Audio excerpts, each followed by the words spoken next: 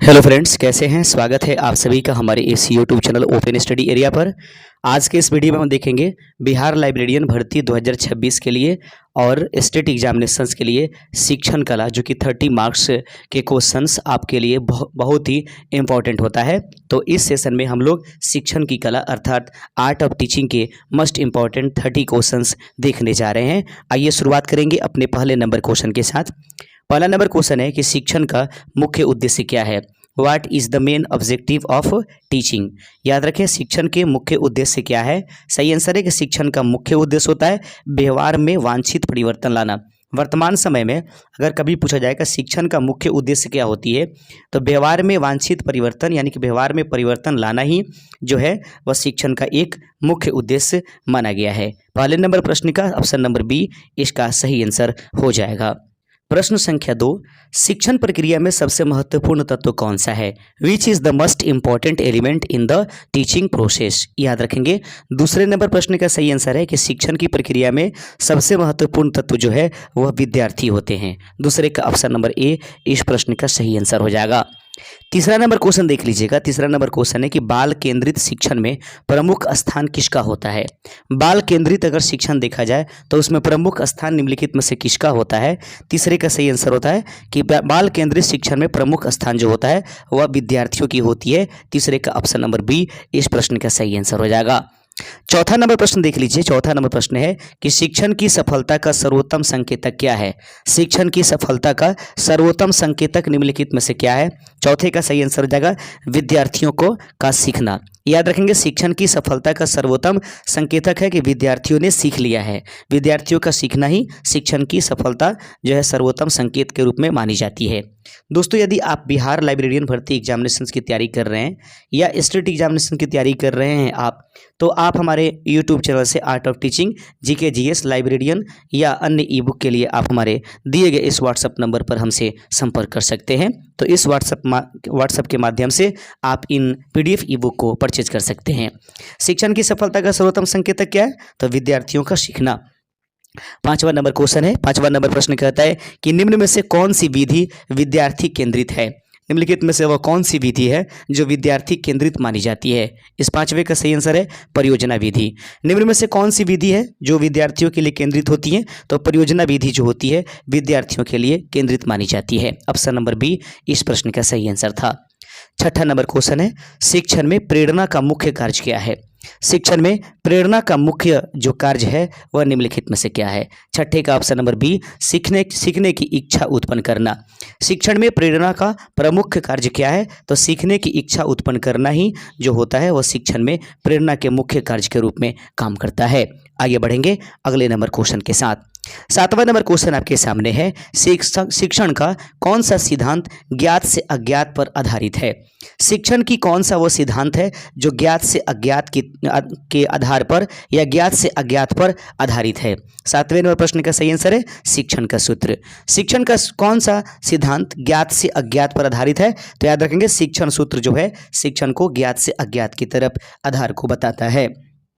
प्रश्न नंबर 8 देख लीजिएगा। 8वां नंबर प्रश्न है, सरल से जटिल किससे संबंधित है। सरल से जटिल किससे संबंधित है। Simple to complex is related to. सरल से जटिल किससे संबंधित है। 8वें का सही आंसर हो जाएगा शिक्षण सूत्र पर यह निर्भर करता है। आगे बढ़ते चलते हैं। अगला नंबर क्वेश्चन 9वें नंबर प्रश्न आपके सामने है, पुस्तकालय में संदर्भ सेवा सिखाने के लिए कौन सी विधि अधिक प्रभावी हो सकती है। पुस्तकालय में संदर्भ सेवा सिखाने के लिए कौन सी विधि अधिक प्रभावी हो सकती है। इस 9वें का सही आंसर हो जाएगा ऑप्शन नंबर बी प्रदर्शन एवं अभ्यास। पुस्तकालय में संदर्भ सेवा सिखाने के लिए कौन सी विधि अधिक प्रभावी होगी, वह होगा प्रदर्शन एवं अभ्यास, यानी कि 9वें का ऑप्शन नंबर बी इस प्रश्न का सही आंसर हो जाएगा। 10वां नंबर क्वेश्चन आपके सामने है। प्रश्न का था 10वां नंबर, करके सीखना किस शिक्षण दृष्टिकोण से संबंधित है। याद रखेंगे, प्रश्न आपके सामने 10वां नंबर कि करके सीखना किस शिक्षण दृष्टिकोण से संबंधित है, तो इसको हम लोग सक्रिय अधिगम के नाम से जानते हैं। ऑप्शन नंबर सी इस प्रश्न का राइट आंसर हो जाएगा। प्रश्न नंबर 11 देख लीजिएगा, सूक्ष्म शिक्षण अर्थात माइक्रो टीचिंग का मुख्य उद्देश्य क्या है? What is the main purpose of the micro teaching?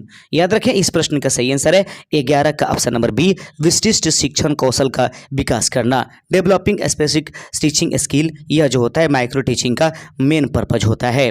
प्रश्न नंबर 12 देख लीजिएगा, प्रश्न नंबर 12 कहता है माइक्रो टीचिंग में सामान्यतः किस पर विशेष ध्यान दिया जाता है? माइक्रो टीचिंग में सामान्यतः किस पर विशेष रूप से ध्यान दिया जाएगा? 12 का सही आंसर हो जाएगा एक विशिष्ट कौशल पर। माइक्रो टीचिंग में सामान्यतः किस पर विशेष ध्यान दिया जाएगा? सही आंसर है एक विशिष्ट कौशल, इस प्रश्न का सही आंसर हो जाएगा। 13 नंबर क्वेश्चन देख लीजिएगा, 13वां नंबर क्वेश्चन कहता है शिक्षण में प्रश्न पूछने का प्रमुख उद्देश्य क्या है? शिक्षण में प्रश्न पूछने का प्रमुख उद्देश्य क्या है? 13 का सही आंसर हो जाएगा ऑप्शन नंबर बी, चिंतन एवं सहभागिता बढ़ाना। शिक्षण में प्रश्न पूछने का प्रमुख उद्देश्य क्या है? सही आंसर हो जाएगा दोस्तों चिंतन एवं सहभागिता को बढ़ाना। आगे बढ़ते चलते हैं, 14 नंबर प्रश्न देख लीजिएगा। 14वां नंबर प्रश्न है कि ब्लूम के संशोधित वर्गीकरण में उच्चतम संज्ञानात्मक स्तर कौन सा है? ब्लूम के संशोधित वर्गीकरण में उच्चतम संज्ञानात्मक स्तर निम्नलिखित में से कौन सा है? 14 का सही आंसर हो जाएगा ऑप्शन नंबर डी, ब्लूम के संशोधित वर्गीकरण में उच्चतम संज्ञानात्मक स्तर जो है वह सृजन को जाना जाएगा। आगे बढ़ते चलते हैं, अगला नंबर क्वेश्चन 15वां नंबर प्रश्न है निदानात्मक मूल्यांकन का मुख्य उद्देश्य क्या है? निदानात्मक मूल्यांकन का मुख्य उद्देश्य निम्नलिखित में से कौन सा होगा? 15 का ऑप्शन नंबर बी, सीखने की कठिनाइयों की पहचान करना वह निदानात्मक मूल्यांकन के उद्देश्य के रूप में जाना जाता है। 15 का ऑप्शन नंबर बी इस प्रश्न का सही आंसर है। 16 नंबर क्वेश्चन आपके सामने है, रचनात्मक मूल्यांकन अर्थात फॉर्मेटिव जो असेसमेंट होती है कब किया जाता है? रचनात्मक मूल्यांकन कब किया जाएगा? 16 का सही आंसर हो जाएगा ऑप्शन नंबर सी, शिक्षण अधिगम प्रक्रिया के दौरान रचनात्मक मूल्यांकन किया जाता है। याद रखेंगे शिक्षण अधिगम प्रक्रिया के दौरान रचनात्मक मूल्यांकन किया जाता है, फॉर्मेटिव असेसमेंट। आगे प्रश्न है 17 नंबर प्रश्न देख लीजिएगा। प्रश्न कहता है कि समापनात्मक मूल्यांकन मुख्यतः किसके लिए होता है? समापनात्मक मूल्यांकन जो होती है वह मुख्य रूप से किसके लिए होती है? 17 का सही आंसर ऑप्शन नंबर ए हो जाएगा, अंतिम उपलब्धि की आकलन करने के लिए समापनात्मक मूल्यांकन अर्थात समेटिव असेसमेंट किया जाता है। ऑप्शन नंबर ए इस प्रश्न का सही आंसर हो जाएगा। प्रश्न नंबर 18 आपके सामने है कि प्रभावी शिक्षक की सबसे महत्वपूर्ण विशेषताओं में से क्या है? प्रभावी शिक्षक की सबसे महत्वपूर्ण विशेषताओं में से एक निम्नलिखित में से क्या है? इस 18 का सही आंसर है अस्पष्ट संप्रेषण। प्रभावी शिक्षक की सबसे महत्वपूर्ण विशेषताओं में से एक क्या है? अस्पष्ट संप्रेषण जो होती है वह प्रभावी शिक्षक की सबसे महत्वपूर्ण विशेषताओं में से एक है। प्रश्न नंबर 19 देख लीजिएगा, शिक्षण में फीडबैक का क्या महत्व है? शिक्षण में फीडबैक का क्या महत्व है? What is the importance of the feedback in teaching? इस 19 नंबर प्रश्न का सही आंसर है ऑप्शन नंबर ए, सीखने में सुधार करना। शिक्षण में फीडबैक का क्या महत्व है? तो सीखने में सुधार करना ही शिक्षण में फीडबैक के महत्व के रूप में जाना जाएगा। आप देख रहे हैं open study area YouTube channel. दोस्तों आप चाहते हैं कि आप लगातार हमारे चैनल से वीडियो प्राप्त करते रहें तो आप हमें जरूर कमेंट करके बताइएगा कि आप कितने स्कोर कर पा रहे हैं और चैनल को सब्सक्राइब करके बेल आइकन जरूर करा दीजिएगा। हो सके तो वीडियो को हाइप जरूर कर देंगे। प्रश्न आगे है 20वां नंबर, कक्षा में व्यक्तिगत भिन्नताओं को ध्यान में रखने वाला शिक्षक क्या करेगा? कक्षा में व्यक्तिगत भिन्नताओं को ध्यान में रखने वाला शिक्षक निम्नलिखित में से क्या करेगा? सही आंसर है विभिन्न आवश्यकताओं के अनुसार अपनी रणनीति अपनाएगा। यदि एक शिक्षक कक्षा में व्यक्तिगत विभिन्नताओं पर ध्यान दे रहा है तो वह विभिन्न आवश्यकताओं के अनुसार अपनी रणनीति को अपनाएगा। 20वें का ऑप्शन नंबर 20 प्रश्न का सही आंसर है। प्रश्न नंबर 21 देख लीजिएगा, सहकारी अधिगम में क्या प्रमुख है? सहकारी अधिगम में क्या प्रमुख है? 21 नंबर प्रश्न का सही आंसर है ऑप्शन नंबर बी, समूह में मिल करके सीखना। सहकारी अर्थात कोऑपरेटिव लर्निंग में जो होता है समूह में मिल करके सीखी जाती है। आगे बढ़ते चलते हैं, चर्चा विधि अर्थात डिस्कशन मेथड का प्रमुख लाभ क्या है? चर्चा विधि अर्थात डिस्कशन मेथड का प्रमुख लाभ निम्नलिखित में से कौन सा है? इस 22 नंबर प्रश्न का सही आंसर हो जाएगा ऑप्शन नंबर ए, सक्रिय सहभागिता अर्थात एक्टिव पार्टिसिपेशंस। चर्चा विधि अर्थात डिस्कस जो मेथड होती है उसका प्रमुख लाभ यह है कि एक्टिव पार्टिसिपेशन हो पाती है। 23 नंबर क्वेश्चन देख लीजिएगा। 23वां नंबर क्वेश्चन है कि प्रदर्शन विधि अर्थात डिमोन्स्ट्रेशन मेथड विशेष रूप से कब उपयोगी है। प्रदर्शन विधि अर्थात डिमोन्स्ट्रेशन मेथड जो है वह विशेष रूप से कब उपयोगी मानी जाती है। 23 नंबर प्रश्न का सही आंसर हो जाएगा ऑप्शन नंबर ए, कौशल सिखाने में। ऑप्शन नंबर ए इस प्रश्न का राइट आंसर हो जाएगा। 24वां नंबर क्वेश्चन आपके स्क्रीन पर ये रहेगा। प्रश्न कहता है कि पुस्तकालय अभिमुखीकरण अर्थात लाइब्रेरी ओरिएंटेशन का मुख्य उद्देश्य क्या है। पुस्तकालय अभिमुखीकरण का मुख्य उद्देश्य निम्नलिखित में से क्या है। 24वां प्रश्न का सही आंसर है पुस्तकालय में संसाधनों एवं सेवाओं से परिचित कराना। पुस्तकालय के संसाधनों एवं सेवाओं से परिचित कराना ये पुस्तकालय अभिमुखीकरण अर्थात लाइब्रेरी ओरिएंटेशन का मुख्य उद्देश्य के रूप में जाना जाएगा। प्रश्न नंबर देख लीजिएगा 25वां आपके सामने है। 25 नंबर क्वेश्चन है कि शिक्षण अधिगम प्रक्रिया में संचार का कौन सा तत्व सबसे आवश्यक है। याद रखेंगे, शिक्षण अधिगम प्रक्रिया में संचार का कौन सा तत्व सबसे आवश्यक है। Which element of the communication is must essential in the teaching learning process. इस 25 नंबर प्रश्न का सही आंसर हो जाएगा ऑप्शन नंबर बी। याद रखेंगे, शिक्षण अधिगम प्रक्रिया में संचार का कौन सा तत्व सबसे आवश्यक है, वो है समझ अर्थात अंडरस्टैंडिंग पावर। आगे बढ़ते चलते 26 नंबर क्वेश्चन है यदि विद्यार्थी किसी अवधारणा को गलत समझ रहा है तो शिक्षक को पहले क्या करना चाहिए। If learner misunderstand a concept what should the teacher to do first. यदि विद्यार्थी किसी अवधारणा को गलत समझ रहा है तो शिक्षक को पहले क्या करना चाहिए। सही आंसर 26 नंबर प्रश्न का भ्रम का कारण पहचानना चाहिए। Identify the cause of the misunderstanding. इस प्रश्न का सही आंसर हो जाएगा। 27 नंबर क्वेश्चन आपके सामने है शिक्षण में आईसीटी का प्रमुख लाभ क्या है।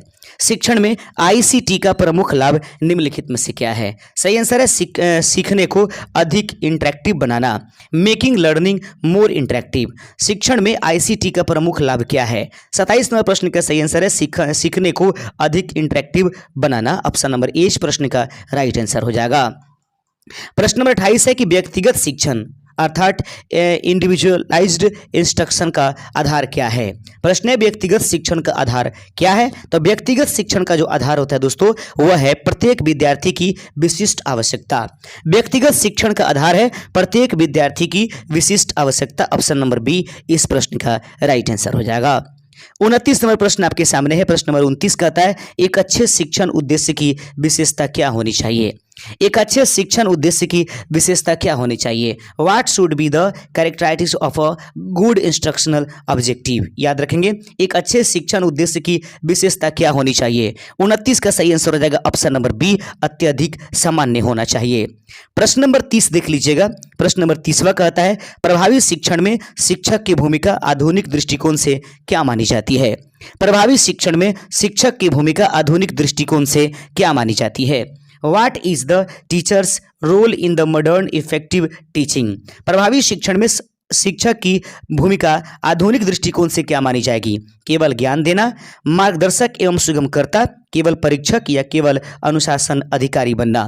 तो इस 30वें नंबर प्रश्न का आंसर आप लोग हमें जरूर कमेंट करके बताइएगा। देखना यह है कि कौन कौन से ऐसे विद्यार्थी हैं जो 30 से 30 प्रश्नों को 1 से लेकर 30 तक हर एक प्रश्न को गौर से देखे हैं। जब आप 30वें नंबर क्वेश्चन का जवाब देंगे तो हमें यह मालूम चल जाएगा कि हाँ बिल्कुल आप A to Z concept A to Z video को देख पा रहे हैं और आप सीरियस मोड में हैं और हमें भी सीरियस रहना चाहिए आपकी क्लास के लिए। तो शुक्रिया दोस्तों, अगर ये बुक चाहिए तो आप हमें ज़रूर व्हाट्सएप कर लीजिएगा। धन्यवाद।